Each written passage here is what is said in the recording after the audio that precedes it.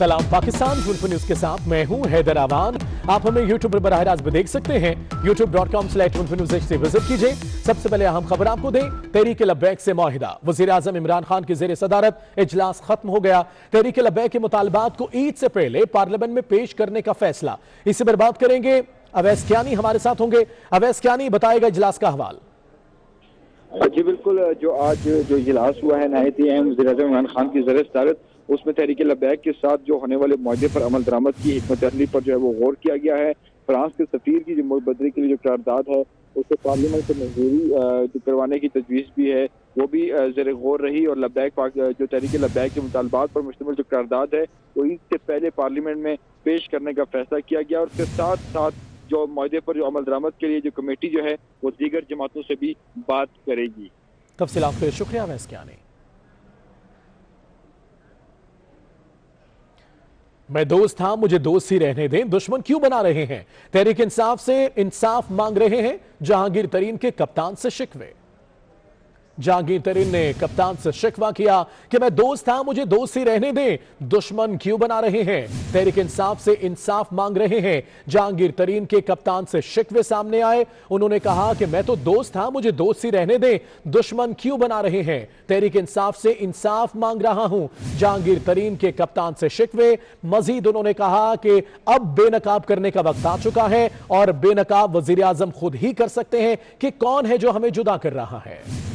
मैं तो दोस्त था, मुझे दुश्मनी की तरफ क्यों धकेल रहे। मैं तो दोस्त था भाई, दोस्त ही रखो।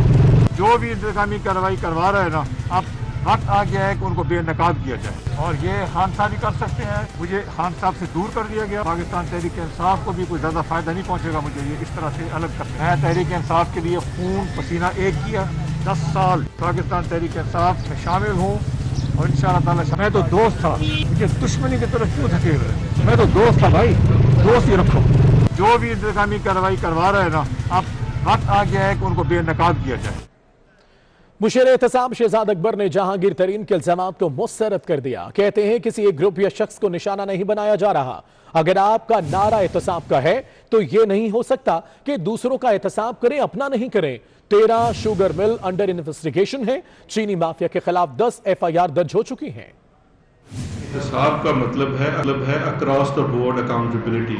हम उस वक्त तक इस इंडस्ट्री का या इस पूरे मुद्दे का हल नहीं निकाल सकते थे जब तक हम 20% को एड्रेस ना करते। ये बड़ा कलीदी 20% है, किसी को दीवार के साथ नहीं लगाया जा रहा, लेकिन एट द सेम टाइम कोई मामला दबाया नहीं जा रहा। ये बड़ा ज़रूरी है इस चीज़ को समझना। मुल्ज़म और मुजरिम में बड़ा फ़र्क होता है। अभी उनके ऊपर इन्वेस्टिगेशन है। हम जिस माशरे में रहते हैं उस माशरे में हमारी दोस्तियां भी हैं, हमारे राब्ते भी हैं। देखिए किसी के साथ ताल्लुक ज़्यादा होता है। अगर मेरा ताल्लुक मतलब मेरी रिस्पॉन्सिबिलिटी ये ना होती एहतसाब के मामलों को देखने की, तो मैं भी शायद उनके साथ चला जाता तारीख के ऊपर। क्योंकि देखिए ये तो एक हमारे पंजाबी कल्चर का भी हिस्सा है। तहरीक इंसाफ में फॉरवर्ड ब्लॉग बनाने के लिए राब्तों का आगाज हो गया है। कौमी और सूबाई असम्बली में जहांगीर तरीन ग्रुप बनने लगा है। इसी पर बात करेंगे। मैं ज्वाइन किया है एडिटर रोहित जमशेद रिजवानी साहब ने। जमशेद रिजवानी साहब बताएगा कि कौन कौन आखिर शामिल है इस ग्रुप में और क्या होने जा रहा है आने वाले वक्त में। देखिए, आपने जो सवाल उठाए इससे पहले जो पैकेज चला, और उसमें अगर हम देखें कि आप उसका जो रद्द अमल है, जैसे जहांगीर तरीन साहब को दीवार से लगाया जा रहा है और जिस अंदाज में अब गिले भी शुरू हुए हैं जहांगीर तरीन साहब से की तरफ से, तो इसका जो इम्पैक्ट है पॉलिटिकल, अगर उसको हम देखें तो ज़ाहिर है हुकूमत ताज़ी में पंजाब हो या कौमी असम्बली, उसमें आज़ाद अरकान को साथ मिलाना और उससे पहले जो टिकट्स के हवाले से जो जीतने वाले उम्मीदवारों का इंतखाब करने में जहांगीर तरीन साहब का भी किरदार था। अब मेरा ख्याल है कि ये वक्त आ गया है कि शायद ऐसे दोस्त जो जहांगीर तरीन साहब के साथ रहे हैं और अब भी उनके साथ हैं, वो अपना तौर पर पंजाब असम्बली के अंदर और कौमी असम्बली में अपना पार्लिमानी ग्रुप बनाने के बारे में सोच रहे हैं और इस हवाले से राब्ते भी शुरू हो गए हैं। फॉरवर्ड ब्लॉक के तौर पर ये पार्लिमानी ग्रुप है, इसमें जो हदफ है वो ये है कि कौमी असम्बली में 30 जो MNAs होंगे और इसी तरीके से पंजाब असम्बली में कम अज़ कम 50 अरकान असम्बली ऐसे हैं जिनके बारे में कहा जा रहा है कि वो सब इकट्ठे हैं और वो अपना मुमकिन तौर पर अलहदा सूबे में भी और फाक में भी अपना पार्लिमानी ग्रुप बना सकते हैं। और इस सिलसिले में राब्ते शुरू हुए हैं, कोशिशें शुरू हुई हैं और इसका बाकायदा ऐलान अगले चंद दिनों में हो सकता है, उसकी बाकायदा शक्ल इस फॉरवर्ड ब्लॉक की। जो इस वक्त सिनेरियो है विद इन पाकिस्तान तहरीक इंसाफ, अगर जो हमारे ज़राए हैं वो ये कह रहे हैं कि ये जो ग्रुप बन रहा है इसका ताल्लुक अगरचे बराह रास्त तरीन साहब के साथ नहीं है, इसका ताल्लुक पार्टी के अंदर रहकर ऐसी आवाज़ बुलंद करने जिसके साथ पार्टी की गलत पॉलिसियों के हवाले से जो बाहर से लोग आए और जो फैसला साजी में इस वक्त इन्वॉल्व हैं तहरीक इंसाफ की हुकूमत के हवाले से, उन लोगों को भी निशानदही करनी है और इस्लाह की कोशिश करनी है विद इन द पार्टी। तो ये पार्टी के अंदर रहते हुए, पार्लियामेंट के अंदर रहते हुए, कौमी और सूबाई असम्बली में रहते हुए पीटीआई के वो दोस्त जो बिल्कुल ठीक है। जमशेद रिजवानी साहब, आपने वक्त दिया, बहुत शुक्रिया। तर्जुमान सिंध हुकूमत मुर्तजा वहा मीडिया से बात कर रहे हैं। किया गया है और हम समझते हैं कि अगर माजी के सीसीआई फैसलों के मुताबिक थर्ड पार्टी ऑडिट करें आप, तो इस मामले को आसानी से रिजॉल्व किया जा सकता था। लेकिन अफसोस सद अफसोस कि तहरीक इंसाफ हुकूमत इस मामले पर इंसाफ में बिलीव नहीं करती और माजी के अपने किए हुए फैसले, सीसीआई के किए हुए फैसलों को खुद वायलेट कर रही है। तो आज वज़ीर आला सिंध ये मुकदमा पॉपुलेशन के हवाले से सीसीआई के सामने रखेंगे और हम इसलिए इस बात पर जोर देंगे कि प्रॉपर प्लानिंग के लिए ये ज़रूरी है कि आपको अपने नंबर्स पता हों आबादी के। जब तक आपको नहीं पता कि आपके कितने शहरी हैं, आप कैसे उनके लिए सहूलियात क्रिएट कर सकते हैं, कैसे उनके लिए प्लानिंग की जा सकती है, कैसे डेवलपमेंट की जा सकती है, कैसे वसाइल दिए जा सकते हैं। तो आज एक ये इशू पर बात होगी। दूसरा इशू, सूबाई सिंध के 3 अस्पताल, NICVD, JPMC और NICH, इस हवाले से भी वज़ीर आला सिंध आज वज़ीर आज़म पाकिस्तान के सामने कुछ चीज़ें गोश गुजार करेंगे। मैं पहले इन 3 अस्पतालों की परफॉर्मेंस आपके सामने बयान करना चाहूँगा, जो कि मैं समझता हूँ बहुत ज़रूरी है, क्योंकि वो नाक़िदीन कहते हैं ना 18वीं आईनी तरमीम के बाद ख़राबी हो गई, चीज़ें अच्छी नहीं हुई। ये 3 अस्पताल इस बात का जीता जागता सबूत है कि कैसे जब आपने डेवोल्यूशन की, कैसे आपने अस्पताल का कंट्रोल इस्लामाबाद से सूबों की तरफ मुंतकिल किया, तो कैसे डिलीवरेंस इंप्रूव हुई, कैसे अवामी खिदमत इंप्रूव हुई और कैसे एक आम आदमी की मुश्किलात में कमी आई। मैं सबसे पहले NICVD के हवाले से बात करना चाहूँगा। NICVD हमें 2011 में सूबाई सिंध की हुकूमत को मुंतकिल हुआ और जब NICVD सिंध गवर्नमेंट को मिला तो NICVD एक था कराची शहर में, सिर्फ एक। सिंध हुकूमत ने उसकी बजटरी एलोकेशन को बढ़ाया, उसकी फिस्कल रिसोर्सेज को बढ़ाया, उसको ऑटोनॉमी दी काम करने की। नतीजा ये हुआ कि वो NICVD कराची से निकल के हैदराबाद गया, टंडो मोहम्मद खान गया, नवाब शाह गया, मिट्टी गया, खैरपुर गया, सेवन गया, लाड़काना गया, सखर गया और अभी पिछले दिनों टंडोला यार में उसकी एक चेस्ट पेन यूनिट का इफ्तिताह हुआ है। यानी कि उसकी शाखों को आपने सिंध के मुख्तलिफ अजला में एक्सपैंड किया, जिसका फ़ायदा ये हुआ कि अब कोई शख्स सखर से कराची नहीं आता, उसको सखर में एक बेहतरीन कार्डियक केयर फैसिलिटी मिली हुई है। लाड़काना से वो शख्स कराची नहीं आता, हैदराबाद से वो शख्स कराची नहीं आता, थरपारकर मिट्टी से वो शख्स कराची नहीं आता, उसको अपने हेडक्वार्टर में वो बेहतरीन कार्डियक केयर मिल रही है और मुफ्त, 1 पैसा ये इदारा चार्ज नहीं करता किसी भी पेशेंट से। 100% तमाम अखराजात सिंध हुकूमत बेयर करती है और उसका नतीजा ये हुआ कि 2015 से लेके 28 फरवरी 2021 तक 83,88,891 पेशेंट्स हैं जो उससे मुस्तफीद हुए। 83,28,000 891। ये मैं आपको 2015 से फिगर दे रहा हूं जब हमने एक्सपेंशन स्टार्ट। मुर्तजा वहां मीडिया से गुफ्तगू कर रहे थे, आपने मुलाहिजा किया। यहां वक्त है एक ब्रेक का।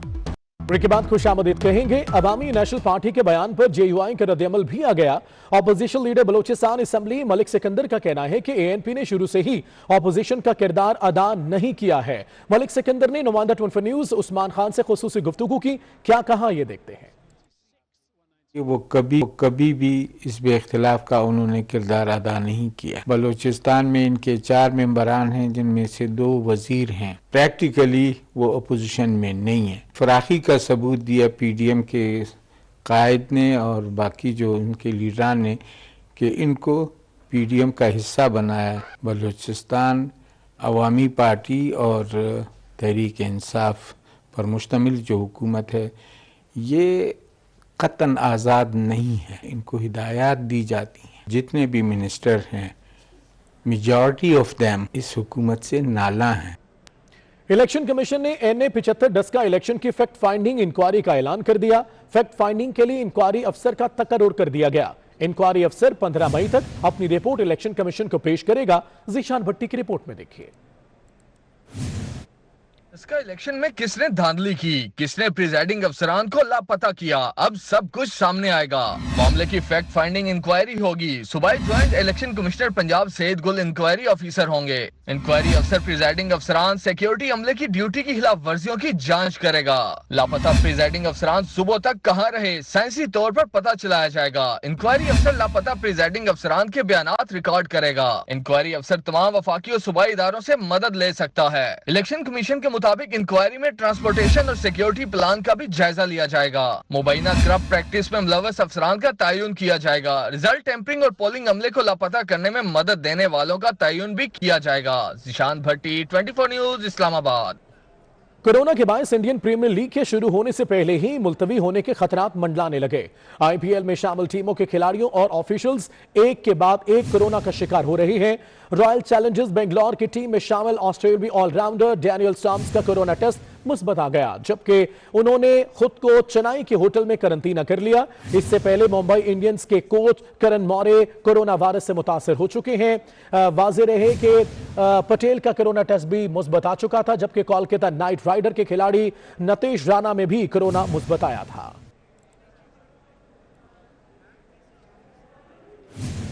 खबरें और भी हैं मगर एक ब्रेक के बाद। वज़ीर आला सिंध सईद मुराद अली शाह ने अपनी टीम में तब्दीली लाने का फैसला कर लिया। पाकिस्तान पीपल्स पार्टी की क़यादत ने मुशावरत शुरू कर दी है। तफसीलात के लिए बात करते हैं आज़ाद नोडियो हमारे साथ हैं। आज़ाद, बताएगा इस बारे में। बिल्कुल, वज़ीर आला सिंध सैयद मुराद अली शाह ने अपनी सिंध काबीना की टीम में तब्दीली लाने का फैसला कर लिया है। इस हवाले से बिलावल हाउस और वज़ीर हाउस ने भी तस्दीक कर दी है कि मुराद अली शाह अपनी टीम में तब्दीली लाने जा रहे हैं। इस हवाले से पाकिस्तान पीपल्स पार्टी की क़यादत ने बाज़ाब्ता तौर पर मुशावरत शुरू कर दी है।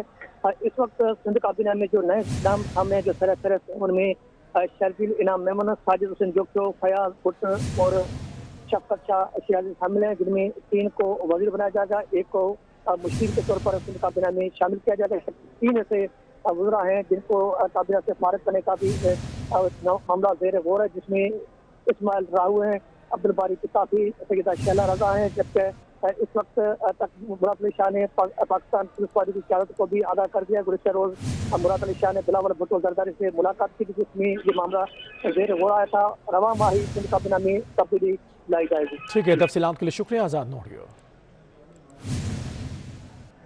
ख्वाजा साद रफीक ने मिफ्ता इस्माइल को NA 75 डस्का का उम्मीदवार बना दिया। साद रफीक ने गलत ट्वीट कर दिया। गलती का एहसास होने पर साद रफीक ने गलती दुरुस्त कर दी। ख्वाजा साद रफीक ने मिफ्ता इस्माइल को NA 75 डस्का को उम्मीदवार बना दिया। साद रफीक ने गलत ट्वीट कर दिया और गलती का एहसास होने पर साद रफीक ने गलती दुरुस्त कर ली। ख्वाजा साद रफीक ने मिफ्ता इस्माइल को NA 75 डस्का का उम्मीदवार बना दिया। साद रफीक ने गलत ट्वीट कर दिया, गलती का एहसास हुआ तो उसे दुरुस्त किया।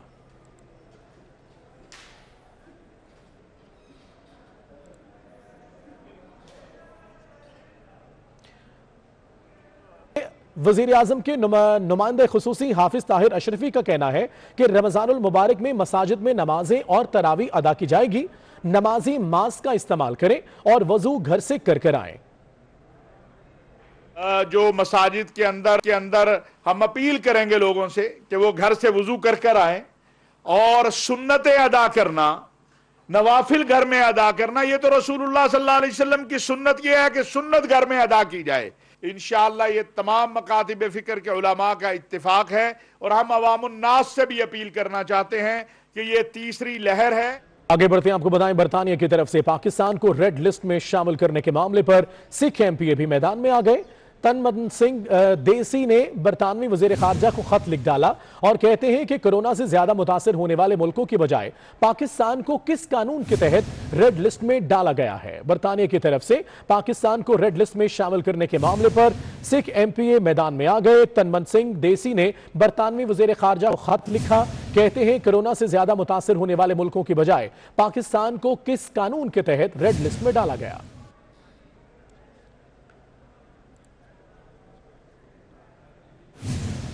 पाकिस्तान स्टॉक एक्सचेंज में मंदी रही। कारोबार के दौरान 100 इंडेक्स 600 से ज्यादा पॉइंट की कमी से 44,000 की सतह से नीचे आ गया है। पाकिस्तान स्टॉक एक्सचेंज में मंदी रही। खबरें भी बाकी है मगर एक ब्रेक के बाद क्या मदद कहेंगे। सिंध की जेलों में कैदियों की कोरोना वैक्सीनेशन का आगाज कर दिया गया है। कराची सेंट्रल जेल में 50 साल से ज्यादा उम्र कैदियों को वैक्सीन लगाई जा रही है। नुमाइंदा 24 न्यूज कफायत अली शाह हमारे साथ है। कफायत बताएगा इस बारे में। जी बिल्कुल, अभी इब्तदाई तौर पर जो है वो सेंट्रल जेल कराची में 50 साल से ज्यादा उम्र के कैदियों को वैक्सीन लगाई जा रही है और कैदियों को डबल डोज साइनोफार्म वैक्सीन लगाई जा रही है। इब्तदाई तौर पर सिर्फ सेंट्रल जेल में ये काम शुरू किया गया है। इसके अलावा कराची में लांडी और वुमेन जेल भी मौजूद है, वहाँ पर भी जो है वो वैक्सीनेशन का काम शुरू किया जाएगा। सिंध की जेलों में जो है वो तकरीबन इस वक्त जो है वो 2500 के करीब 50 साल से ज्यादा उम्र कैदी हैं, जिनकी जो आपके लिए शुक्रिया। भारत में इजहार राय मुश्किल हो गया। भारतीय राइटर को फेसबुक पर अपनी राय का इजहार करना महंगा पड़ गया। आसाम से ताल्लुक रखने वाली शिखा शर्मा को बगावत के इल्जाम के तहत गिरफ्तार कर लिया गया। शिखा शर्मा ने गुज़िश्ता हफ्ते मोस्ट बागियों के हाथों 22 फौजियों की हलाकत के हवाले से पोस्ट की थी। शिखा शर्मा ने लिखा था कि जैसे बिजली के पोल पर चढ़कर काम करता लाइनमैन करंट लगने से मर जाए तो उसे शहीद नहीं कह सकते, इसी तरह मुकाबले में मारे जाने वाले फौजियों को भी शहीद नहीं कहा जाता।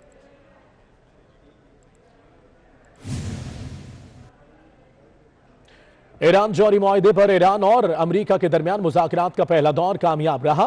दोनों मुल्क मजीद बातचीत के लिए वर्किंग ग्रुप कायम करने पर रजामंद हो गए। यूरोपीय यूनियन के ताउन से दोनों ममालिक के दरमियान मुज़ाकरात ऑस्ट्रिया के दारुल वियना में हुए। ताहम अमेरिका और ईरान का कहना है कि इन्हें फौरी तौर पर किसी बड़ी कामयाबी की तवक्को नहीं।